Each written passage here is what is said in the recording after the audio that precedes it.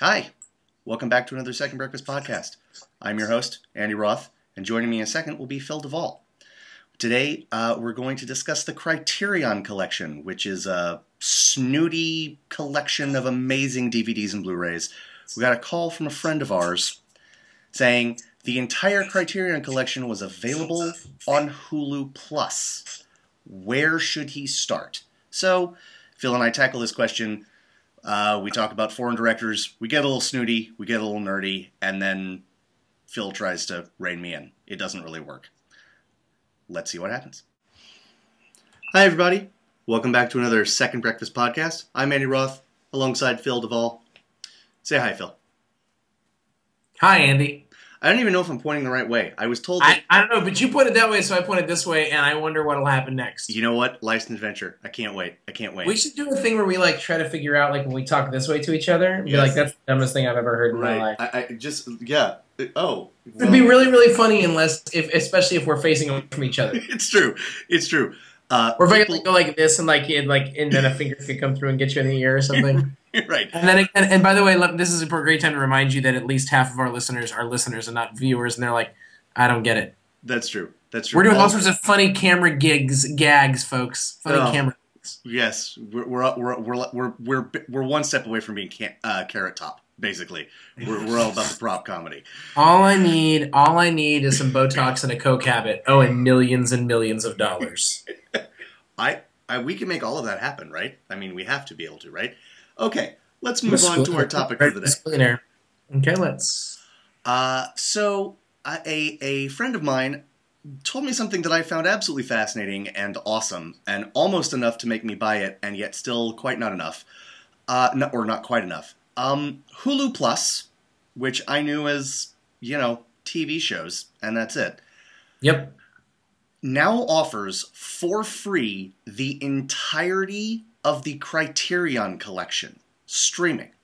Criterion Collection. Now, I don't know. We discussed, Netflix versus Amazon Prime, or Amazon Instant Video recently, and I don't know what quality it is, but why don't you tell our people out there in Second Breakfast Nation, Phil, what's the Criterion Collection?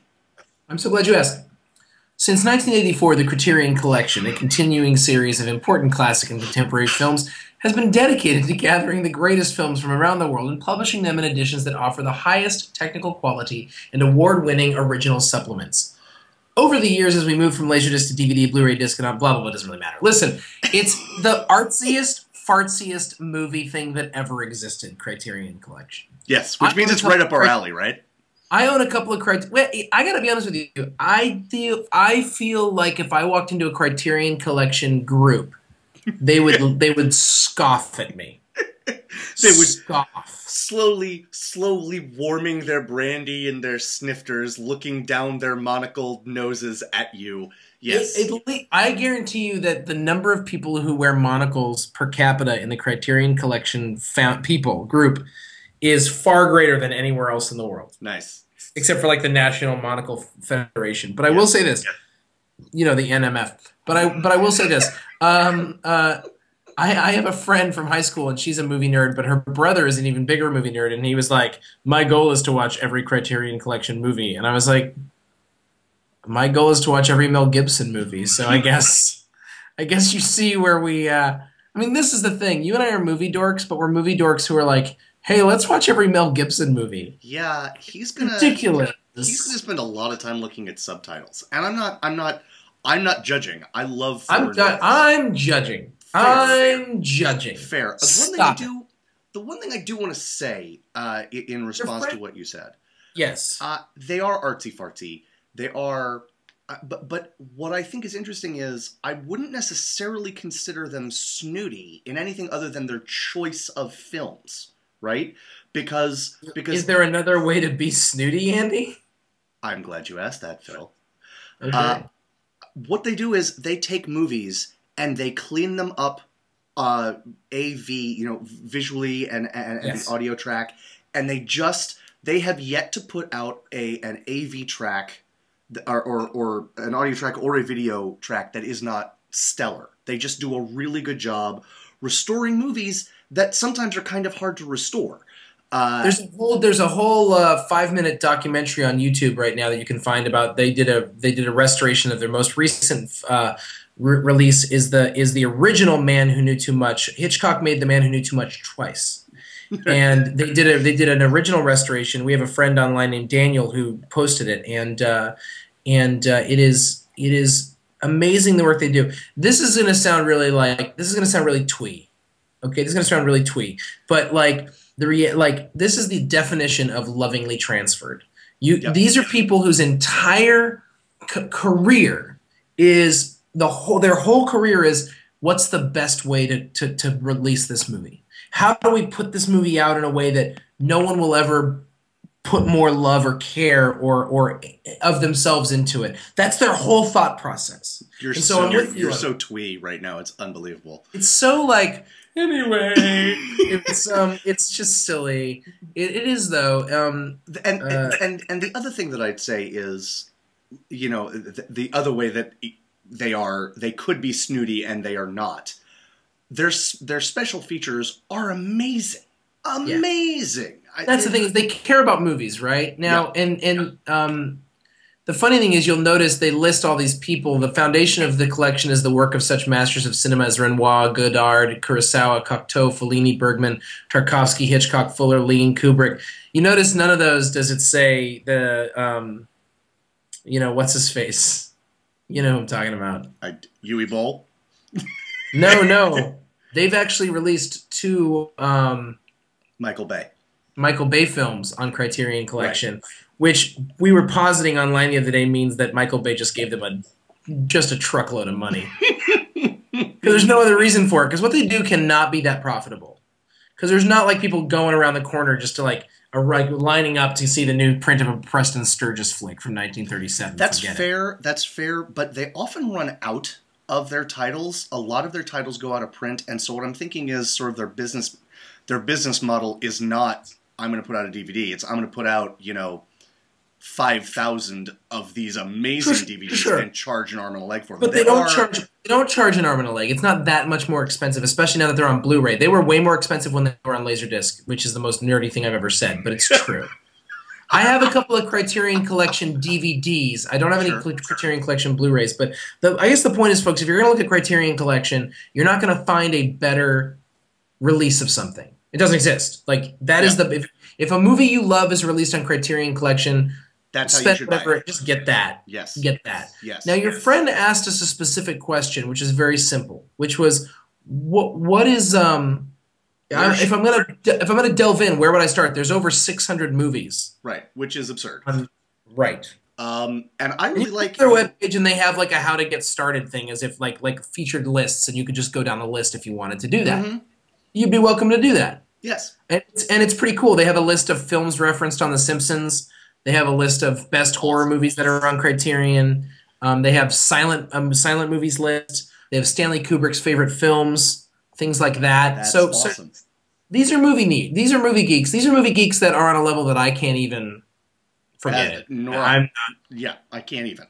I don't belong in this group. But we can help you bridge the gap.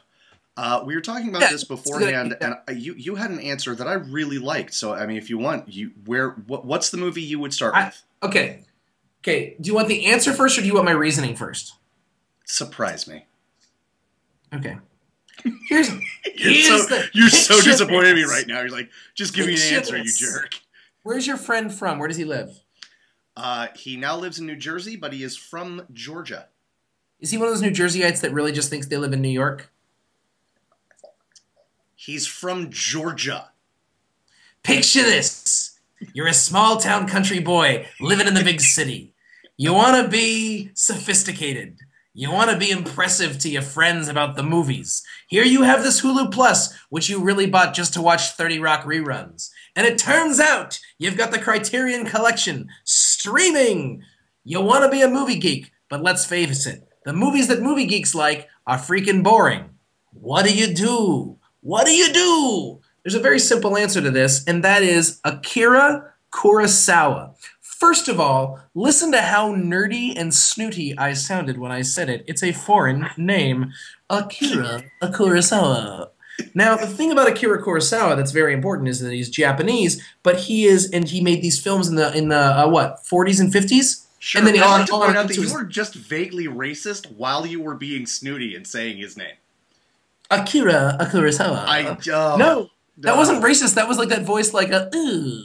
That wasn't racist at all. Okay. The great thing about Akira Kurosawa is, I mean, I'll be racist later, don't worry. The thing about Akira Kurosawa is that Akira Kurosawa was fundamentally Japanese culturally. I mean, he's from Japan, but I mean, his movies are about Japanese culture and like samurai stuff, like deeply. But he was intensely influenced by American films and specifically by Westerns. And so he makes movies. A lot of times when you watch foreign movies, you feel like you're watching a foreign movie. Right. Like you're like, oh, God. Yes. The only thing about Akira Kurosawa's movies that feels foreign is that they are in another language. Yeah. Other than that, you feel, and I don't know how else to describe that, you don't feel like you're watching an art film. You feel like you're watching a pop film that happens to be in another language, like a great Western. And so my suggestion to you would be to start with Yojimbo. Yojimbo is the foundation for the Clint Eastwood movie A Fistful of Dollars. Yes. It is a samurai film with one of the greatest actors of all time, Toshiro Mifune, who is just and again, you don't have to speak Japanese to realize this guy's so awesome. He's so awesome. And it's only 90 minutes long. Yeah. I mean, it is a perfect entrance. You feel snooty because you're watching a Criterion Collection movie. You feel fancy-pantsy and like you belong in the New York area because you're watching an art film. But you're basically watching a Western with samurai swords, people. Yep. I can't recommend Akira. Akira Kurosawa is the only foreign filmmaker that I feel comfortable admitting that I love. Like, that I could just be like, oh yeah, I love that guy. Because I do. Like, I could just watch his movies anytime. I'm a huge fan of Kurosawa.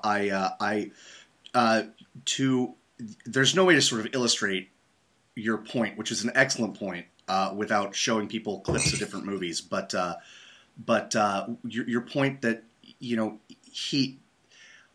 the result of him being informed by Western films. Okay, there is another contemporary. I think he also predated Kurosawa a bit, but they were contemporaries at least for part of both their careers. A man named a director named Ozu. Okay, and he did. I forget the Flower Tokyo. There's a Tokyo Story is his most famous movie here in the West, and Roger Ebert loves him. And his deal is that like he never moves the camera ever. Like if he moves it once in the entire movie, that's unusual for him. And it is set at the height of someone who is kneeling on a Japanese mat, on a tatami mat. All he does is observe, and they are very striking films. They are very beautiful films, but they are very foreign films. And I don't mean they are made in another country. I mean they feel as a person viewing these films in 2013, they feel truly alien to me, and you can only watch movies as yourself, right? So they're tough for me to get into. Kurosawa, that was very postmodern of you. Thanks. So I realized I just said thanks. That wasn't necessarily a compliment. It was for me. It was for me. It was. Well, thank you. That is never the case with Kurosawa. And I do think Yojimbo is a great place to start. I would just to champion. Well, I'll throw out two other movies because they are based on Shakespeare. So if you happen to like Shakespeare, if you like Macbeth, he did a version of Macbeth called Throne of Blood. That is so good. Man. Wow. The scene, again, if you know Macbeth, I hope no one's watching this in the theater. Toi toi. That was the nerdiest I'll ever get. I apologize for that, Phil, and viewers. So there was an episode of us where you were talking about The Hobbit, and you were like, if this person is the Aragorn, then Philly is clearly the Legolas. And I remember, there's a little piece of me, I was like, oh, Andy. Oh, both of us. That's fair. But this is not. But you're deep into nerd territory now. Continue. Yes. So one of the most famous things about Macbeth is he hears a prophecy that until Birnam Wood comes to Dunsinane, which is where he is staying, his castle, until the wood moves to the castle, he will never be defeated. And he thinks that means he'll never be defeated, and what the opposing army does is they basically strap branches to themselves as camouflage, and so it looks as if the wood is moving towards Dunsinane. And the shot of that happening in Throne of Blood is so gorgeous that I was watching it. I was watching it with a friend of ours from college because I was living with her at the time, and we were in this 4-person house, and I was watching this movie, and it's a 2.5, 3-hour Japanese film. She's like, "What are you watching?" And I was like, "Throne of Blood. It's Japanese Macbeth." And she's like, "What?" And she went away, and she came back, and it was at the Birnam Wood comes to Dunsinane scene, and she was like, "Can I watch this with you?" And she sat down and she watched the rest of the movie. It is that... You should have been like, you should have just hit pause and be like, no, you don't had get your it. chance. I hate you. So there's that. Ran, R-A-N. It is Kurosawa's version of King Lear. And I will close the book on Kurosawa by saying Ikiru, Ikiru, is maybe the most beautiful movie I've ever seen. It's about a man who finds out he's dying and tries to do something good before he dies. I've mentioned it on the podcast before. Please do. You can't close the book on Kurosawa. Kurosawa closes the book on you, and he does it with a film we haven't mentioned yet, which is actually the movie that is considered his best film, which is called Seven Samurai. Sure.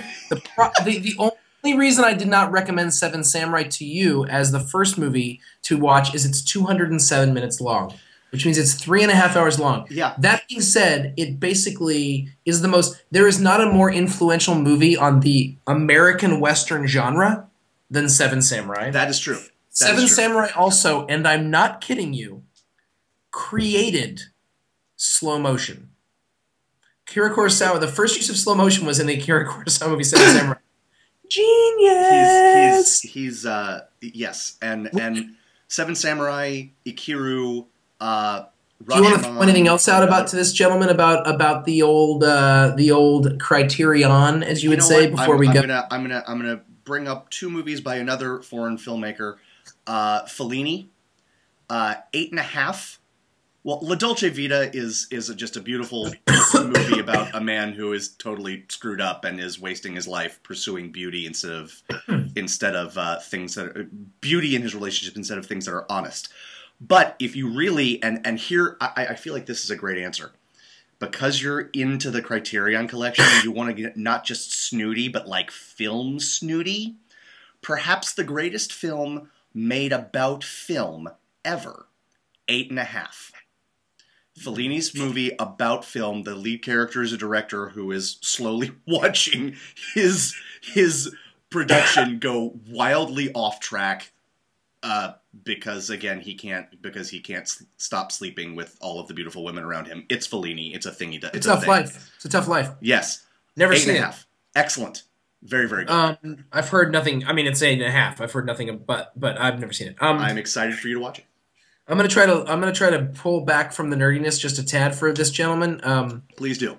If you like Americans at all, as a genre or as a people, which I do, I love America. Indeed. God bless America. Yep. A movie that a lot of people don't know about necessarily. I mean, it's famous, but I mean, it's not a movie that not a lot of people, unless you're a movie fan, have seen, but totally is worth your while. It's like Pulp. Is Anatomy of a Murder. Yes. It's Jimmy Stewart as a defense attorney. Otto Preminger directed it. Who you don't necessarily know who that is, but let me just say this: it's just a badass courtroom drama with Jimmy Stewart and Lee Remick, and it's fantastic, and you can't go wrong. Yes, just see it. Yes, Ben Gazzara, George C. Scott, and I'm so glad you brought that up because the gentleman who asked this question of us is a friend of mine from law school. And I will say this. You should also 12 Angry Men is also the original 12 Angry Men is also a Criterion Collection film which you should see. Anatomy of a Murder is not only a badass courtroom drama, it's also extraordinarily true to actual criminal procedure and how, in this case, a defense attorney would build a case. It's actually amazing in that way. I'm so glad you said that. I was saying to myself as I was looking through the Criterion Collection, if I were going to include English spoken movies, they would have been 12 Angry Men and Anatomy of Murder. Well done, you. You're welcome. You're welcome. Um, just I mean, if you want to get really nerdy, you can go into don't. Oh, the 400 Blows. That's a movie. I haven't seen it yet. I have it on my DVR. Oh, that's a movie that for me it was like taking medicine, but it is an important movie. I get that. It's a whole thing. Is it really? No, I'm not excited at all. Now it's even less of a chance I'm ever going to watch it. It is, and I want everyone watching and listening to this to hear the import with which I imbue these air quotes. An important movie. Wow. So yeah, it's that. I think the problem might be I've seen so many, and when I mean so many, when I say so many, I mean like dozens of knockoffs of the plot that there's just no way it could have impacted me at all, frankly. Interesting. Yes. Okay. So friend who shall remain nameless, but not in my heart. I hope this gets you started. I hope this gets you started, and everyone listening, I hope that gets you started with the Criterion Collection. I'm still not getting Hulu Plus because $8.95 apparently isn't enough for me to get all of the greatest movies of all time. $8.95 a month? I think so. Isn't it? Yeah. I don't know, but I gotta think about that. Yeah, there you go. I'm a physical media guy. I'm gonna buy it if I want to watch it. I know, buddy. Me too. So, you know what we would like you to do?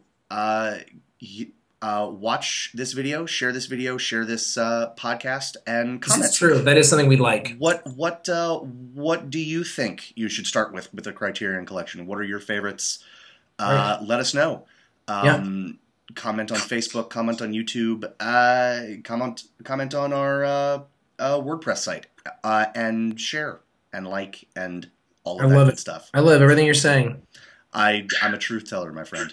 Do you know Friday's coming up? Not anytime soon, but soon enough that you should be writing questions to us for our mailbag. Yes. Where should they email them? Mailbag questions. Mailbag questions should be emailed to. Oh, were you asking me? Yes, I don't know our email address. secondbreakfastpodcast@gmail.com. Yes. All one word, secondbreakfastpodcast@gmail.com. Yes, that's right. Okay. And with that brings us to the end of our podcast. I'm Andy Roth, alongside Phil Duvall. Hello, Phil. Adieu. Yeah. We'll see you again real soon. Bye-bye. Okay. Bye-bye.